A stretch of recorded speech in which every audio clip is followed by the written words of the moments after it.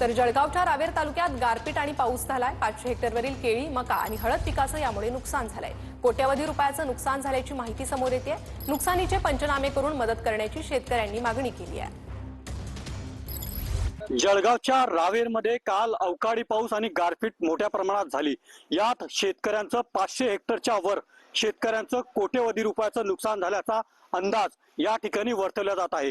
सध्या रावेर परिसरात आपण आहोत। कशा प्रकारे शेतकऱ्यांचं या गारपीट आणि अवकाळी पावसामुळे नुकसान झालेलं आहे आपण पाहू शकता। या ठिकाणी अक्षरशः जे शेतकऱ्यांचं मका पीक हे जमीनदोस्त झालेलं आहे। अक्षरशः हातातोंडाशी आलेलं पीक या ठिकाणी शेतकऱ्यांचं हे उद्ध्वस्त झालेलं आहे।